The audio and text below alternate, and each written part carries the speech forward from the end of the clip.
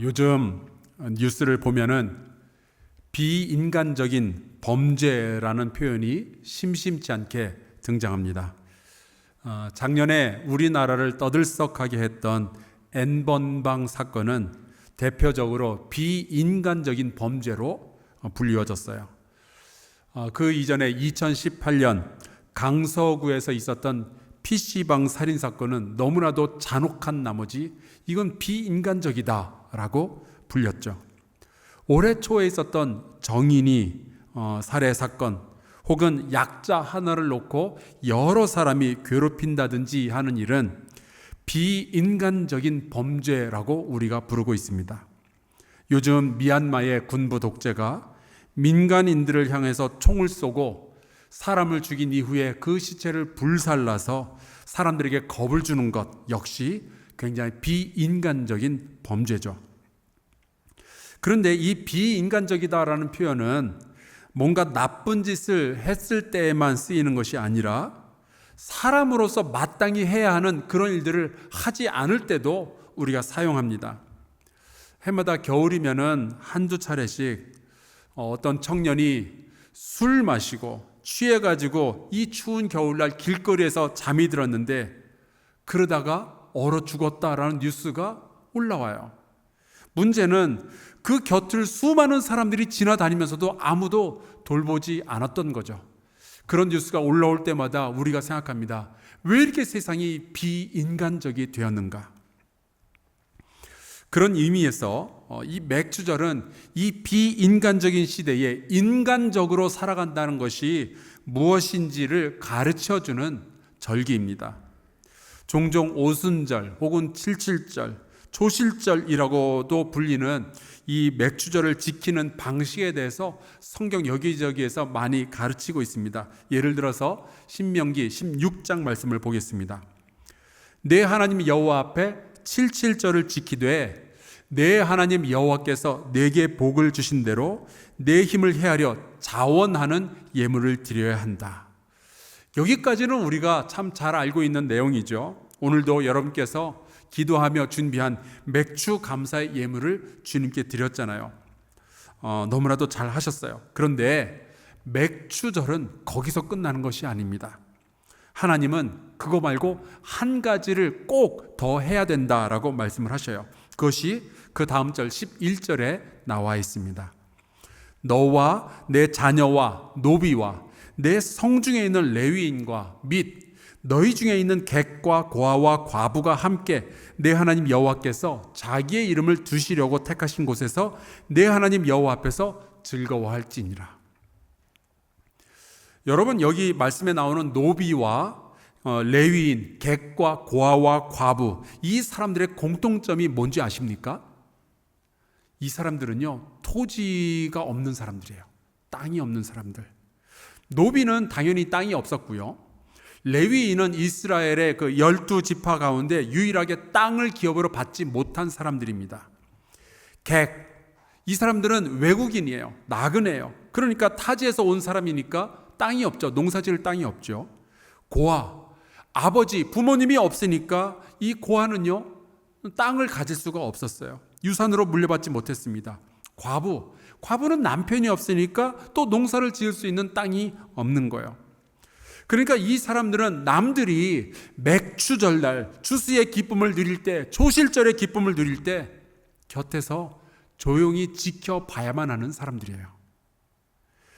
여러분, 근데 이게 굉장히 고통스러울 수 있습니다. 남들이 잘 될 때 나는 그렇지 못하다라는 이 느낌 굉장히 서럽죠. 이제 연말이 되면은 이제 우리 고3 수험생들이 이제 시험을 보게 될 텐데, 친구들이 다 이 대학 붙었다, 저 대학 붙었다 그러는데 나만 떨어지면요, 그게 굉장히 마음이 어려워요. 누구네 집 아들은 어느 대학에 갔다 그러고 누구네 집 딸은 어느 대학에 붙었다 그러는데 우리 집 아이는 올해 재수를 해야 된다. 여러분, 이게 굉장히 마음이 힘들죠. 남들이 잘 될 때 나만 그렇지 못하다. 어렵습니다. 그래서 어떤 여자분이 이런 기도를 했다고 그래요. 하나님, 내 살을 쪽 빼서 날씬하게 해주실 수 없다면은 차라리 내 친구들도 다 뚱뚱하게 만들어주세요. 마음이 이해가 되죠. 그래서요, 이 하나님은 이 맥주절에는 추수의 기쁨을 누릴 수 없는 사람들, 그들을 반드시 기억하고 배려해 주어야 한다는 거예요. 여러분, 하나님은 그 마음이 너무 따뜻하지 않아요? 그죠? 그래서 신명기 26장에 보면은 이 맥주절에 해야 하는 일을 두 가지로 정리해 놓았어요.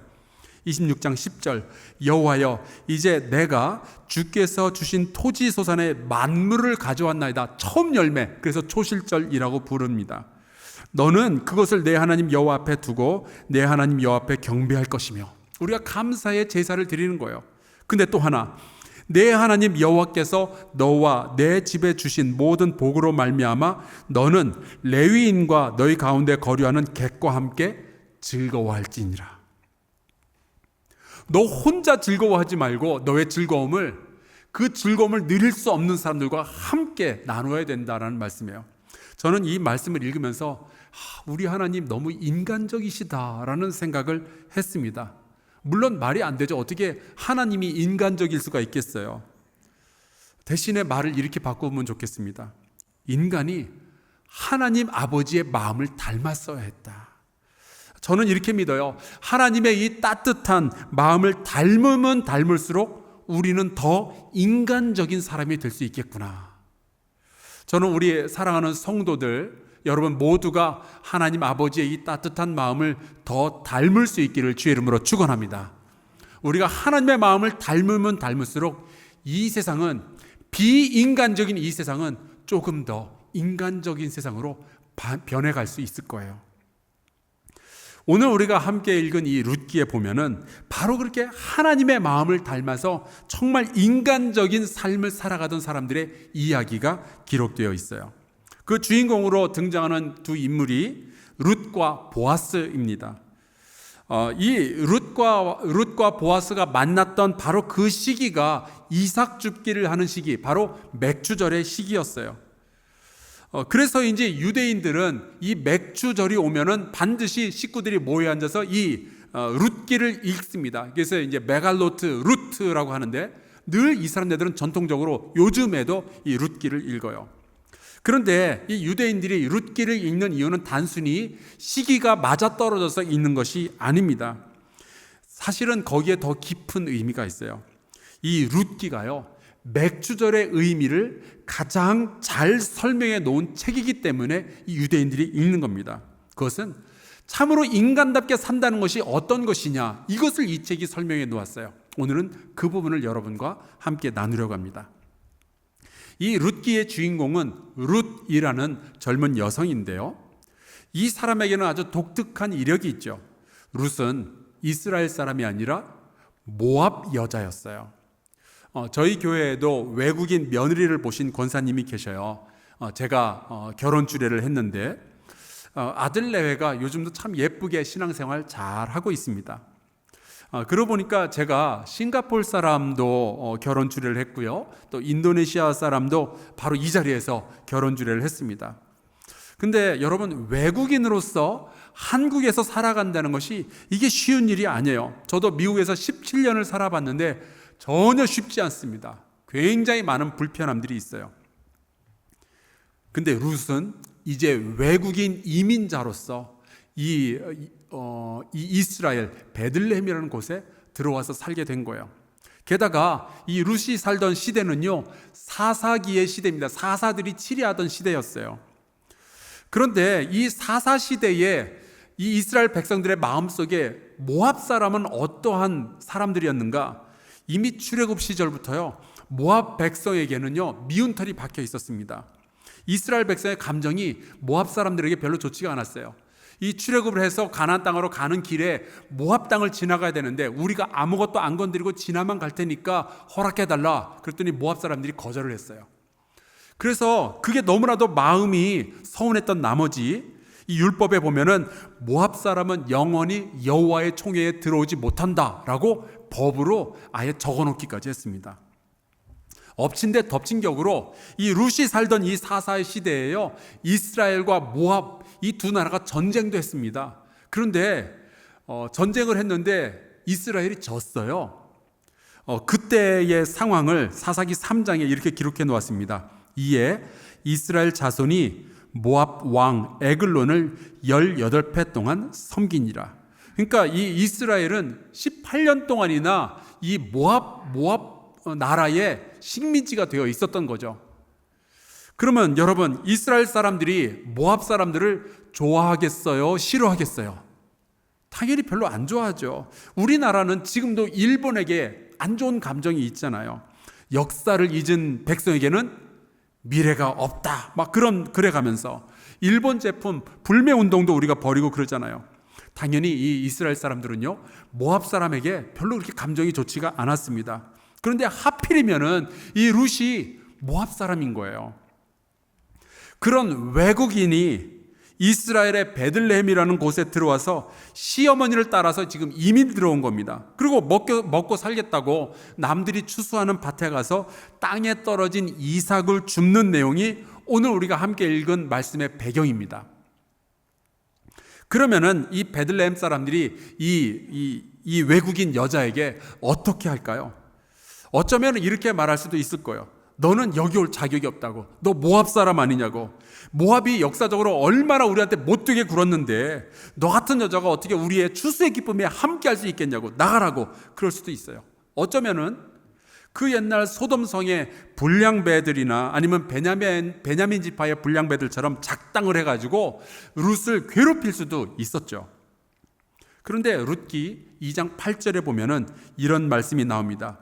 룻이 이제 보아스라는 사람의 밭에 가서 이삭 줍기를 하는데 보아스가 그 룻을 보고 이런 이야기를 해요. 보아스가 룻에게 이르되 내 딸아 들으라. 이삭을 주우러 다른 밭으로 가지 말며 여기서 떠나지 말고 나의 소녀들과 함께 있으라. 이스라엘을 돌보지 않았던 나라 모압, 그리고 이 이스라엘을 괴롭혔던 나라 모압, 그리고 거기 출신 과부 외국인 여성 룻, 정말 힘없고 빽 없는 이 외국인 룻에게 보아스는 너무나도 따뜻한 이야기를 해주는 거예요. 만약에 제가 룻이었으면요, 보아스의 이야기를 듣고 울음을 터뜨렸을 것 같아요. 안 그래도 딱히 허락도 받지 않고 남의 밭에서 이삭 줍기를 하는더라 쫓겨날까 봐 조마조마한데 그 땅의 주인이 여기서 너의 먹거리를 챙기고 우리 같이 일하자라는 말을 했으니 얼마나 안심이 되겠어요. 그리고 일을 하다가 이제 식사 시간이 되었습니다. 남들은 다 일하던 일꾼들은 앉아서 식사를 하는데 룻은 처음 왔잖아요. 그러니까 아는 사람도 없고, 그렇다고 배가 고픈데 도시락은 없고, 거기 밥 먹는 사람들 찾아가서 나도 밥 좀 주세요 말하기는 좀 민망하고 그런 거 있잖아요. 근데 그럴 때 보아스가 그 사정을 잘 알고 불러서 이런 이야기를 합니다. 식사할 때에 보아스가 룻에게 이르되 이리로 와서 떡을 먹으며 내 떡 조각을 초에 찍으라 하므로 룻이 곡식 빼는 자 곁에 앉으니 그가 볶은 곡식을 주매 룻이 배불리 먹고 남았더라. 여러분, 내가 되게 배가 고프고 그런데 먹을 것은 없고 그럼 되게 서럽잖아요. 그런데 누군가 나의 밥을 챙겨주는 그런 경험 해보셨어요? 여러분, 이게 별거 아닌 것 같은데요, 누가 저한테 밥 챙겨주면요, 이거 되게 감동적이에요. 제가 한사랑교회 중등부 전도사 하던 시절이었는데 중학생들 한 300여 명을 데리고 영종도로 여름 수련회를 간 적이 있었습니다. 그런데 일을 하다 보니까 애들은 너무 많고 할 일은 많으니까 이렇게 일을 하다 보면 선생님들은 먼저 좀 쉬러 가시고 제가 혼자 남아서, 전도사니까요, 혼자 남아서 일을 하는 그런 순간이 몇 번이 반복이 됐어요.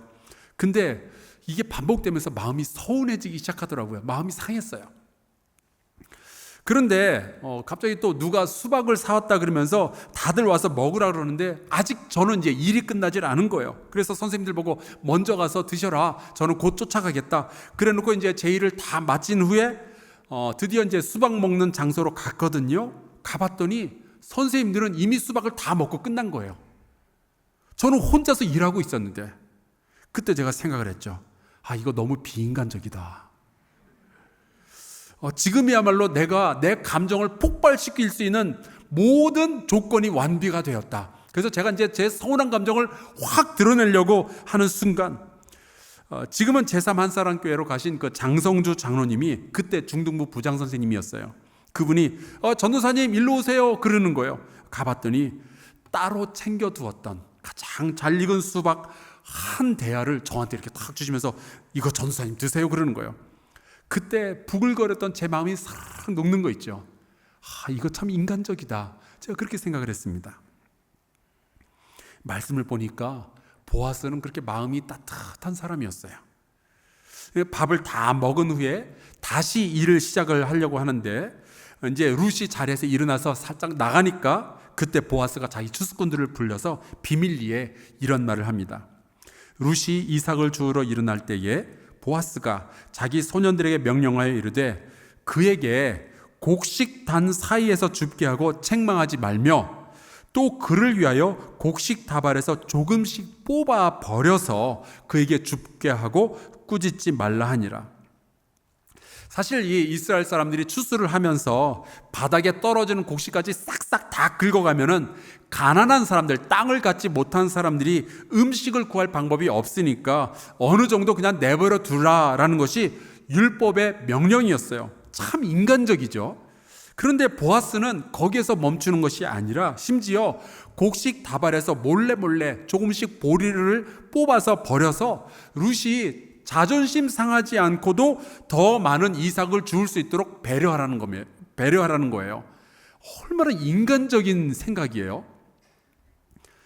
사실 우리가 누군가를 도울 때요, 깊이 생각하지 않으면은 내가 가져서 그것을 나눠주는 게 자칫 폭력이 될 수도 있어요. 한번 생각해 보세요. 여러분 같으면은 누가 5만 원짜리 100장, 그러면 500만 원이잖아요. 이 한 다발을 먹고 사는데 보태 쓰라면서 그거를 정중하게 주는 게 아니라 여러분 서 있는 발 밑에 이렇게 탁 집어 던지면서 주워가라고, 500만 원 주워가라고 그러면은 여러분 그거 주워 가시겠어요?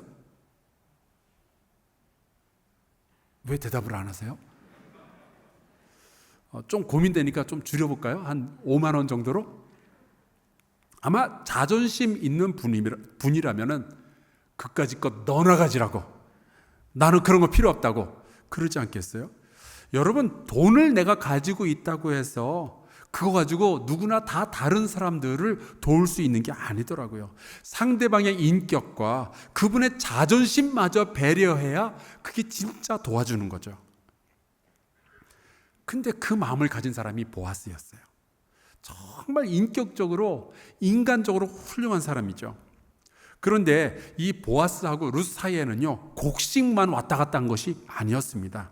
우리가 오늘 읽지는 않았지만 룻기 2장 10절과 11절에 보면은 이런 대화가 두 사람 사이에 왔다 갔다 했어요.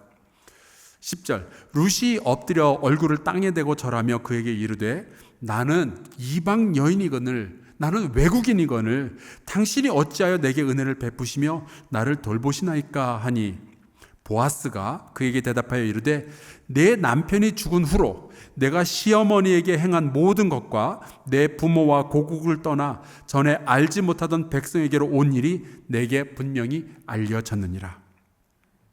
그러니까 보아스는 자기가 가진 것으로서, 자기가 풍요한 것으로서 그냥 재정적인 도움만 준 것이 아니라, 먹을 음식만 챙겨주고 끝난 것이 아니라, 그렇게 비인간적으로 도와준 것이 아니라 룻의 이야기를 듣고 그걸 기억하고 있었던 거예요. 참 인간적이죠. 그러니까 룻이 불쌍한 사람이구나, 가난한 사람이구나, 도움이 필요하구나, 그것만 본 것이 아니라 그가 살아온 인생에도 관심을 가지고 있었고, 그 사람이 살아오는 동안에 얼마나 훌륭한 사람이었고 훌륭한 일을 했었는지 그것도 알아준 거예요.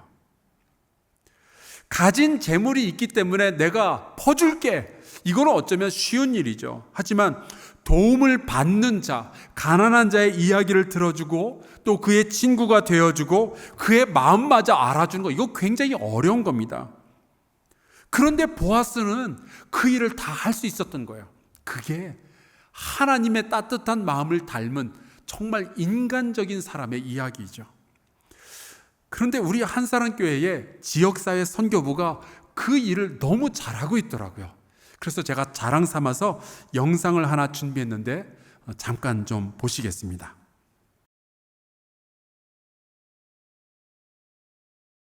코로나 시대는 거리를 두는 삶을 익숙하게 만들었습니다. 매주 화요일 어르신들에게 식사 한 끼의 기쁨을 나누고 싶어서 양천어르신 종합복지관과 함께 소망의 도시락을 배달합니다.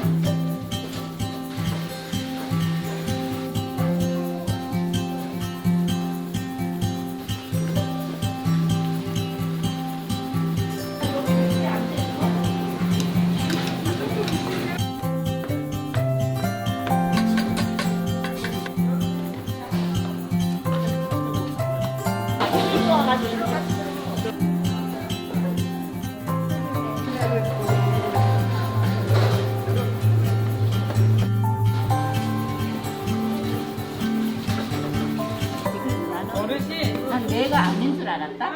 그게 인사.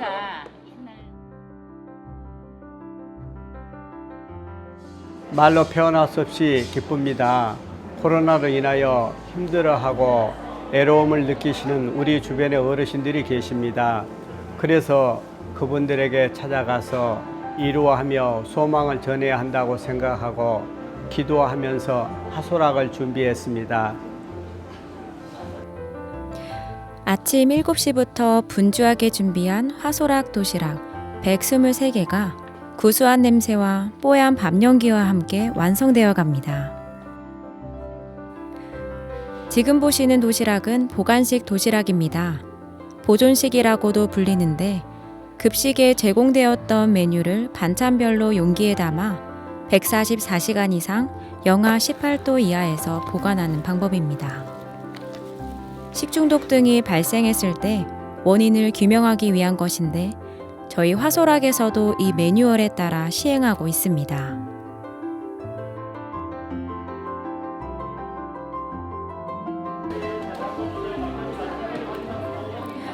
사랑과 헌신으로 만들어진 화소락 도시락. 봉사자분들의 꼼꼼한 패킹 작업으로 완성되었습니다. 이제 이 도시락들은 박스별로 나뉘어 기다리시는 분들에게 찾아가게 됩니다. 간식 세팅하면 저희가 다시 한번 기도 한번 하도록 하겠습니다.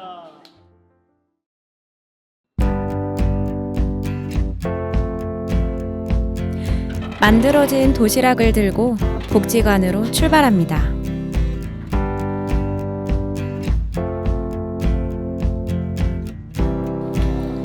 양천어르신 종합복지관에 도착한 도시락들은 오늘 하루 화소락 배달을 맡아주실 생활지원사분들에게 나뉘어집니다. 이분들의 따뜻한 관심과 봉사로 이제 곳곳으로 찾아가게 되는 거죠.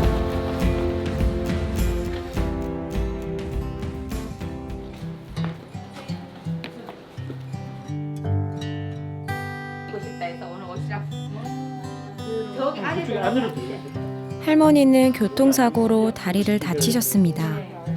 딸부자 어머니이지만 딸들이 어머니를 돌보기 어려운 상황이라고 합니다. 요것도 다 오 양인가 보셔요. 그림 솜씨가 너무 좋으세요. 오 진짜 너무 이쁘다. 다재다능하신 할머니는 손녀를 위해 옷도 만들고 비누도 만드신다고 합니다. 일주일에 한 번 도시락을 받으시고 딸 같은 생활지원사를 만나 행복을 느끼고 계십니다.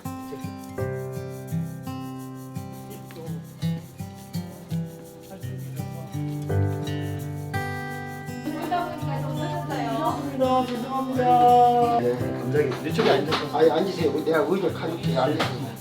편하게 얘기해 주시면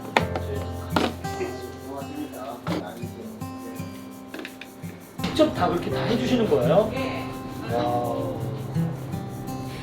멋쟁이 할아버지는 도시락을 받을 수 있어서 내가 혼자가 아니고 사랑받는 사람이라는 것을 느끼고 사신다고 하셨습니다. 받으실 때마다 너무 맛있대요. 화소락 도시락으로 다시 한번 예수님 사랑이 전해지고 있음을 실감할 수 있는 귀한 시간이었습니다.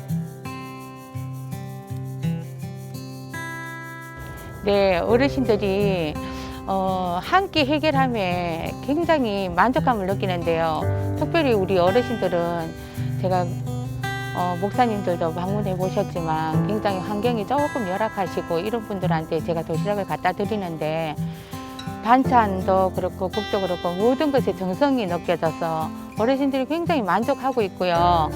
이 사업이 저희들은 저희 생활지원사 입장에서는 굉장히 조금 힘든 일일 수는 있는데 계속 지속이 되었으면 하는 그런 바람이 좀 있어요. 어르신들이 너무 만족하고 모든 게 맛있었다고 제가 갈 때마다 제가 칭찬을 많이 듣고 있거든요. 그래서 한사랑교회 우리 여전도의 팀과 모든 분들께 너무너무 감사드립니다. 네. 정말 맞는 거. 아이 이번에 음식 주시는 거 아직 드릴 수가 없어요. 어르신 제가 도시락 갖고 올 때마다 저보고 같이 먹고 가세요. 안녕히 가세요. 고맙습니다.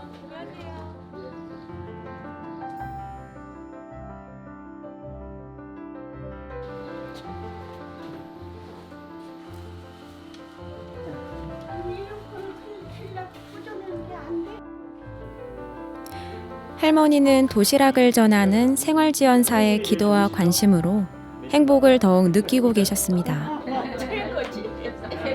할머니는 아들이 신앙을 가졌지만 최근에 먹고 사는 문제 때문에 신앙생활을 잘 하지 못해 더 뒷바라지해주지 못한 할머니의 잘못이라며 걱정을 저희에게 나누어 주셨습니다.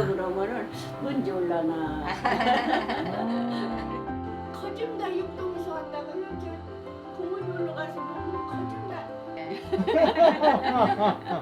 이런 소중한 만남을 통해서 우리는 마음과 사랑을 나눕니다. 이 도시락을 통해서 하나님의 이야기, 하나님 나라의 이야기를 할 수 있게 하시며 감사를 드립니다. 특별히 하나님 아버지 우리 주옵소서. 이 모든 말씀 예수님 이름 받들어 기도드립니다.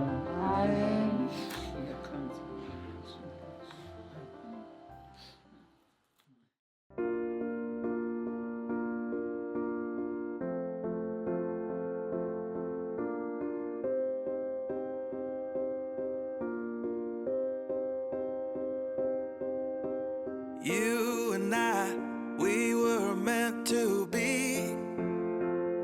I feel it in my soul. Feel it in my soul. 우리가 사는 곳에는 늘 객과 고아와 과부와 같은 이들이 있습니다. 외롭고 불안하고 또 고통받는 사람들이죠. 그들을 찾아내어 위로하고 함께 즐거워하는 것이 하나님 아버지의 마음입니다.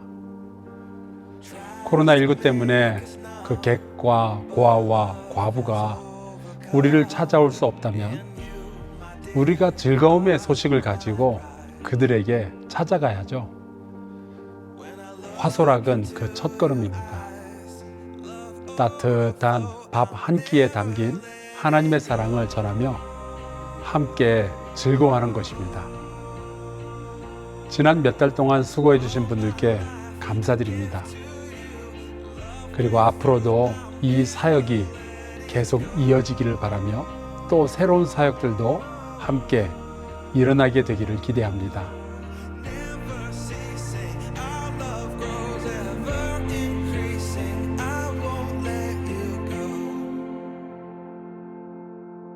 Hearts of fire through and through.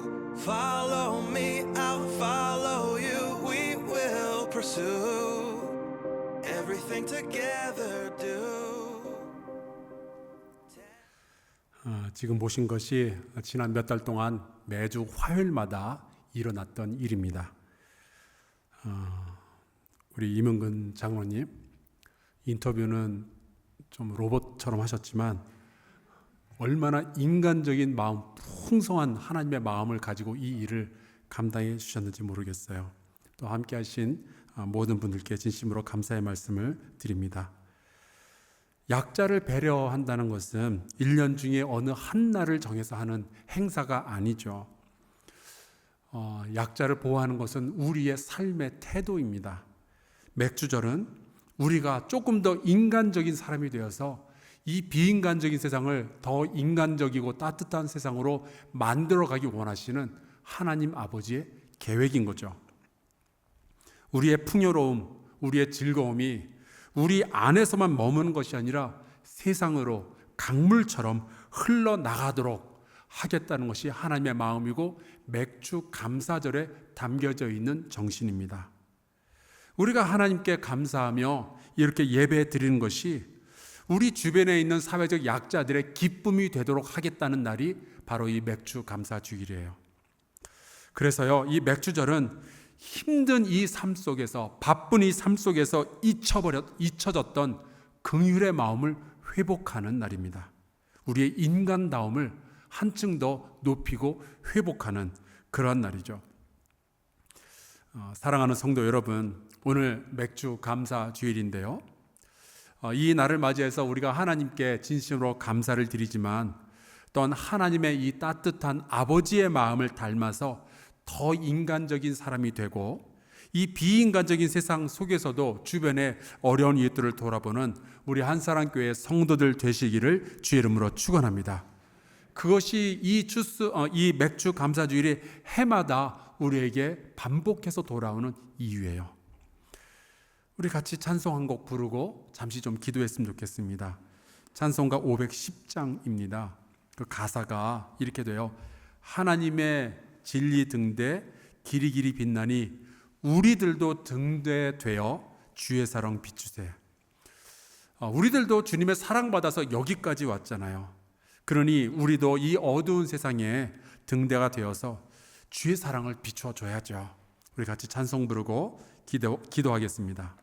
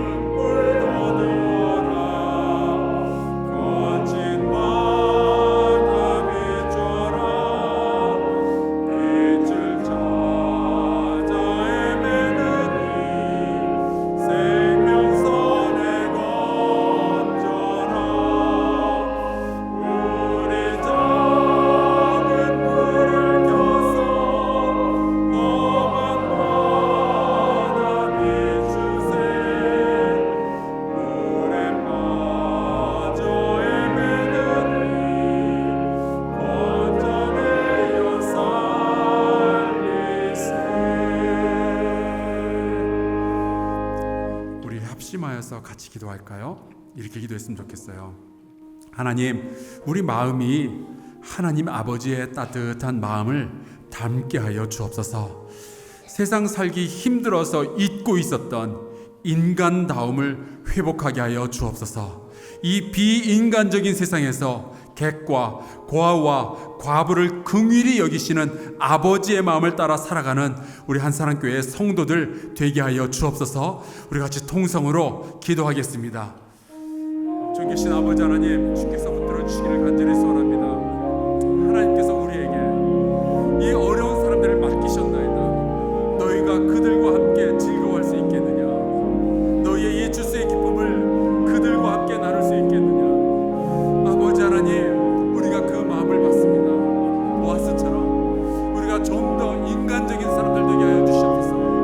이 비인간적이고 어둡고 차갑고 메마르고 잔혹한 땅에서 하나님 아버지의 아름다운 사랑의 이야기를 같이 써나가는 우리 한사랑교회 성도들, 우리 형제, 우리 자매들 될 수 있도록 주님 인도하여 주시옵소서. 하나님 아버지께서 돌보아 주셔서 우리 한사랑교회가 이 일에 정말 잘 쓰임받을 수 있도록 주님 역사하여 주시옵시기를 간절히 바라고 원합니다. 아버지여 도와주시옵소서. 오직 주의 은혜 가운데 여기까지 살아왔는데 우리도 세상에 등대가 될 수 있도록 주님 붙잡아 주시옵소서.